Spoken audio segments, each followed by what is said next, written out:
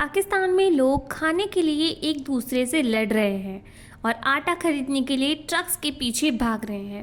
Pakistan has no money for imports. Pakistan's descent into total chaos. Things are bad when people start fighting for food. Food department had run out of its wheat stock. Pakistan का खाना खत्म हो रहा है। पाकिस्तान पिछले 50 सालों के roast economic crisis से गुजर रहा है। पूरे देश के पास सिर्फ अगले 3 हफ्तों के इंपोर्ट के ही पैसे हैं और उसके बाद दी एंड।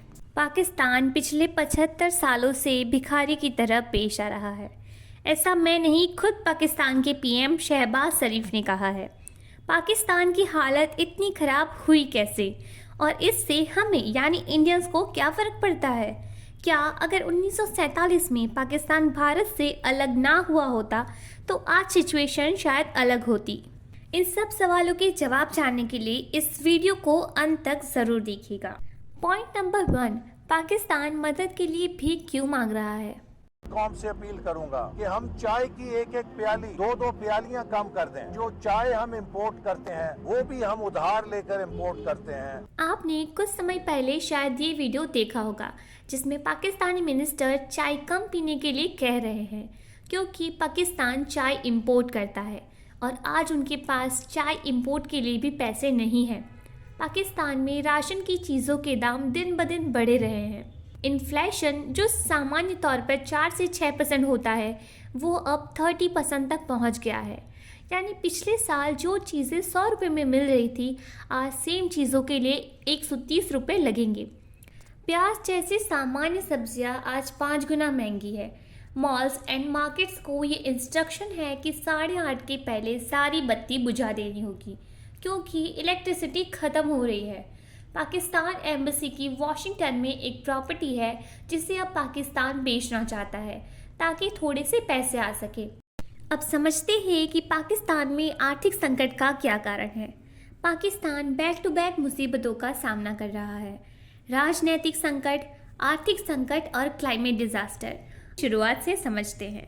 पाकिस्तान को आज़ादी 14 अगस्त 1947 को मिली, लेकिन उनका पहला लोकतांत्रिक चुनाव 1970 यानी आज़ादी के 23 साल बाद हुआ।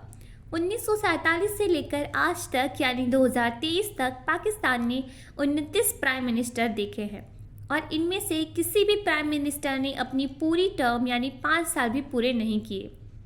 18 बार उनके प्राइम मिनिस्टर को उनकी पोस्ट से निकाला गया है, करप्शन की वजह से या फिर मिलिट्री कुप की वजह से। अभी रिसेंटली पिछले साल इमरान खान को अपने पोजीशन को टाटा कहना पड़ा। इमरान खान एक वर्ल्ड कप जीतने वाले नेशनल हीरो थे। वो एक नया पाकिस्तान बनाने की उम्मीद से आए थे, लेकिन अल्टीमेटली हुआ ये कि शहबाज शरीफ ने 7 अलग अलग पार्टीज़ के साथ मिलकर उनके अगेंस्ट एक नो कॉन्फिडेंस मूवमेंट लाया और उनकी सरकार गिरा दी। अब जब सरकार बदलती है तो फाइनेंशियल पॉलिसी भी बदलती है। पिछली सरकार की नाकामी प्रूव करने के लिए अपोजिट डिसीजन लिए जाते हैं जो आर्थिक संकट को न्योता देते हैं। पिछले कुछ सालों से पाकिस्तान की अर्थव्यवस्था साल दर साल गिरती जा रही है और उनका कर्जा बढ़ता ही जा रहा है। यानी पाकिस्तान एक डेट ट्रैप में फंस चुका है जिससे निकलने का एक ही जरिया है कि और कर्जा लो। सरकार जानती है कि खाने के प्राइसेस बढ़ रहे हैं, पर लोगों के लिए स्कीम निकालकर सस्ता राशन देने के लिए भी तो पैसे लगते हैं, वो कहाँ से लाएंगे? बार बार बदलती सरकार की वजह से ग्लोबली पाकिस्तान की इमेज खराब हो चुकी है। Third point is climate disaster.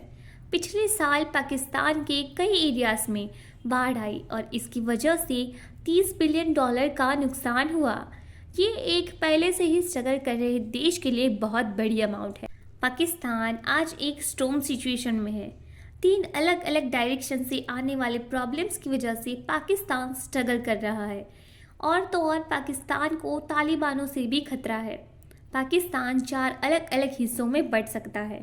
Point number 4, impact on India. Pakistan की कहानी ख़त्म होने से अभी कोसों दूर है। आज पाकिस्तान प्रॉब्लम्स में ज़रूर है, लेकिन आज भी ऐसे बहुत सारे इंस्टीट्यूट है और बहुत सारे ऐसे देश हैं जो पाकिस्तान से प्यार करते हैं, जो पाकिस्तान के लोगों की भलाई चाहते हैं। अलग अलग देशों और वर्ल्ड इंस्टीट्यूट ने मिलाकर पाकिस्तान को $10 बिलियन डोनेट किए हैं। अभी अभी वॉशिंगटन से भी खबर आई है कि अमेरिका भी पाकिस्तान को अपनी इकोनॉमी को रीबिल्ड करने में मदद करेगा। आमतौर पर अपने पड़ोस में एक ऐसे अनस्टेबल देश का होना किसी भी देश के लिए फ़ायदे में नहीं होता। अब श्रीलंका और पाकिस्तान दो नेबर्स कंट्री इकोनॉमिक क्राइसिस से एक साथ गुजर रही है। यहाँ इस इमेज को गौर से देखिए। चाइना ने भी मदद के लिए हाथ आगे बढ़ाया है, पर हम सब ये जानते हैं कि चाइना कैसे मदद का हाथ देकर पूरा देश पर अपना कंट्रोल बना देता है।